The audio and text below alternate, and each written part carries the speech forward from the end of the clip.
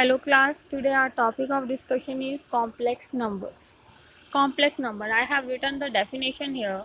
A number of the form a plus iota b, where a and b are the real number, is defined to be the complex number.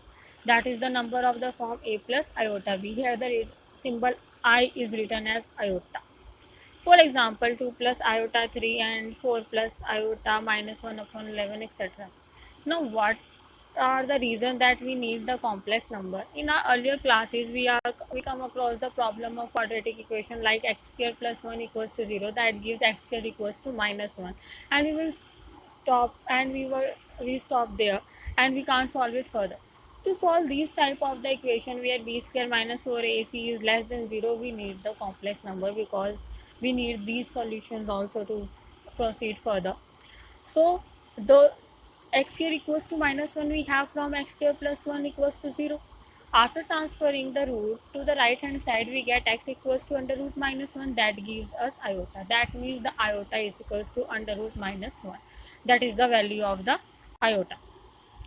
That means iota square is equals to minus 1 because under root minus 1 into under root minus 1 gives us minus 1. The solution of the equation x square plus 1 equals to 0 is iota. Generally, we denote the complex number as z equals to a plus iota b. That is the symbol of the complex number. A is the real number, b is the real number, and iota shows that it is a imaginary number. And the a is also called the real part of the complex number and denoted by r is z, that is real part of z, and b is the imaginary part denoted by I and z, that is imaginary part of the z. Two complex numbers are said to be equal if these real and imaginary parts are equal to each other. Then what is the condition that the complex number are equal to each other? The condition is that both the real and the imaginary part of both the numbers are respectively equal to each other. That means z1 if z1 equals to a1 plus iota b1 and z2 equals to a2 plus iota b2, then we have a1 equals to a2 and b1 equals to b2. Then we can say that the complex numbers are equal to each other. Here I have a question here that if 4x plus iota 3x minus y equals to 3 plus iota minus 6, where x and y are the real numbers, then we have to find out the value of x and y. Here is the sign of equality between the left hand side and the right hand side of the complex number. That means the real part is equal to the real part and the imaginary part is equal to the imaginary part. So after comparing the real part with the real part and imaginary part with the imaginary part, we get 4x equals to 3 and 3x minus y equals to minus 6. That gives us x equals to 3 upon 4 and y equals to 33 upon 4. By simply solving the equations, we get y equals to 33 upon 4. There are some algebra of the complex number. What do you mean by the algebra of complex number? Simply, apply the addition, multiplication, subtraction, division, etc. on the complex number is known as the algebra of complex number. First is addition of the two complex number. If z1 and z2 are the two complex numbers, then z1 plus z2 equals to if z1 equals to a1 plus iota b1 and z2 equals to c plus iota d, then z1 plus z2 equals to a plus c plus iota b plus d. That means the real part is added to the real part and the imaginary part is added to the imaginary part. For example, if I have z1 equals to 2 plus iota 3 and z2 equals to 3 plus iota 4, which implies that z1 plus z2 equals to 2 plus 3 plus iota 3 plus 4, that gives us 5 plus iota 7. The addition of the complex number at least satisfies some properties also. These properties are the clausal law, the commutative law, the associative law, the existence of the additive identity, the existence of the additive identity. What do you mean by the clausal law? Clausal law simply means that if we are adding two complex numbers, then the result is always a complex number. Clear? And the commutative law is said that if z1 is added to the z2, then the result is same after that we get after adding the z2 to z1. That means z1 plus z2 equals to z2 plus z1. And the next one is associative law. That means if we have three complex number like z1, z2, z3, then z1 plus z2 are added and then the result is added to the z3, then it is same to the z1 plus z2 plus z3. That means z2 and z3 are added first, then the result is added to the z1, that is both the left hand side and right hand side gives the same result. Then we can say that the addition is associative and the complex numbers addition is always associative. The existence of the additive identity. Additive identity is the number that after adding that number to the complex number give us the same number again. For example, if I in the real case of the real number, if I get 0 to the 1, then I get 1 again. That 0 is the additive identity. Simply in the complex number, if I get 0 plus iota 0 to a complex number, then I get the same number again. And what do you mean by that? Additive inverse, that means every complex number a plus iota b, there exists a complex number minus a plus minus iota b. That means the inverse of the addition is, you know, that it is subtraction. Now the next thing is the difference of the two complex number. If z1 and z2 are the two complex number, then z1 minus z2 is as follows. If z1 equals to 2 plus iota 3 and z2 equals to 1 plus iota 2, then z1 minus z2 equals to 2 plus iota 3 minus 1 plus iota 2, and the real part is subtracted from the real part and the imaginary part is subtracted from the imaginary part, and I get 1 minus 1 iota here. Next one is multiplication of the two complex number. Let z1 equals to a plus iota b and z2 equals to c plus iota b. Then z1 z2 equals to ac minus bt minus ad plus bt. This is the formula to multiply the two complex number. And multiplication also satisfies the properties like the Clauser law. That means the multiplication is always a complex number. Commutative law. That means if we are multiplying z1 and z2 and z2 and z1 and vice versa, then the result is always same. Associative law, that means z1 z2 z3, that means the multiplication of z2 and z3 is multiplied by the z1, it gives the same result after that we get after multiplying z1 and z2 and the result multiplied by z3. The existence of the multiplicative identity. Multiplicative identity as that of the additive identity gives the same number after multiplying the complex number with that. That is 1 plus iota 0.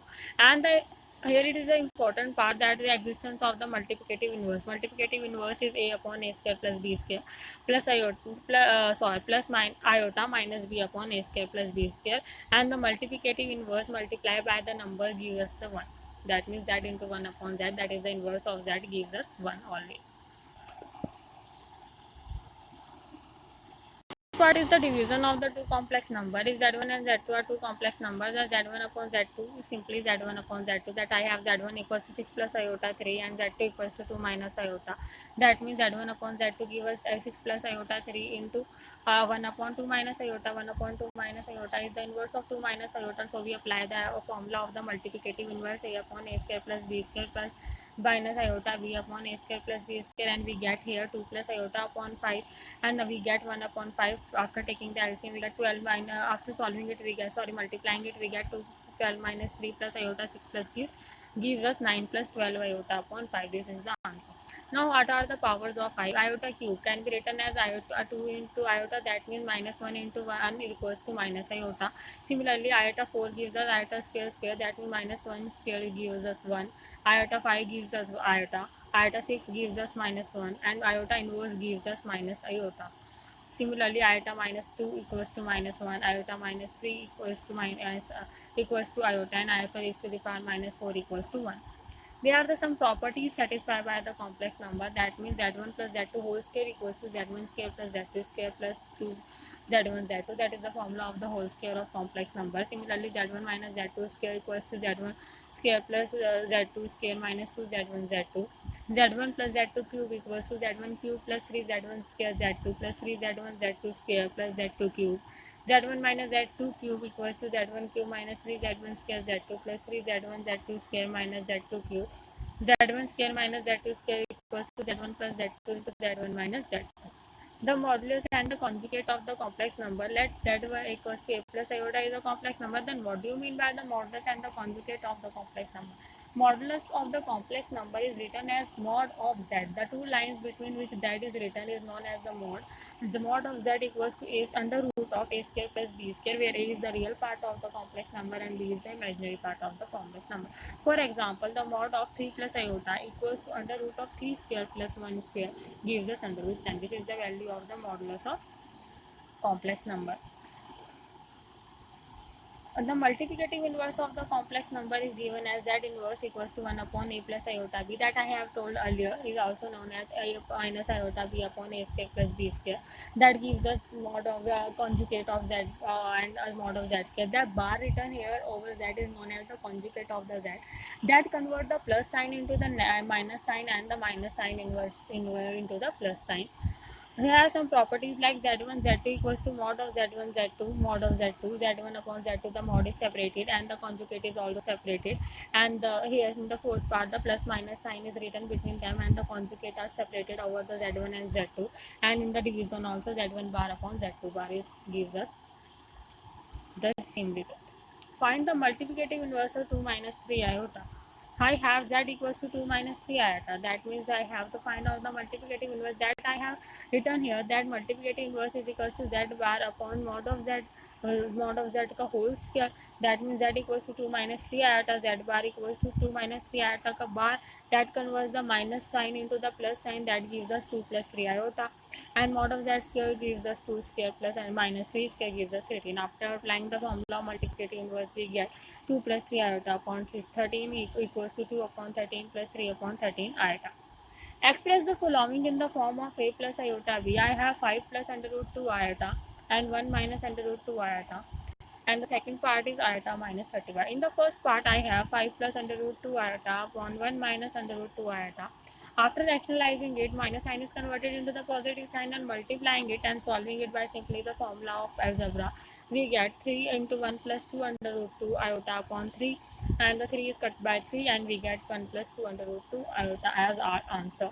And the next one is iota raised to the power minus 35. That gives us iota 1 upon iota 35 gives us iota upon iota square into iota raised to the power 17 upon iota. After 1 upon minus iota into iota upon iota gives us iota as our answer. Thank you. If you have any doubt, then please give the doubt in the comment box.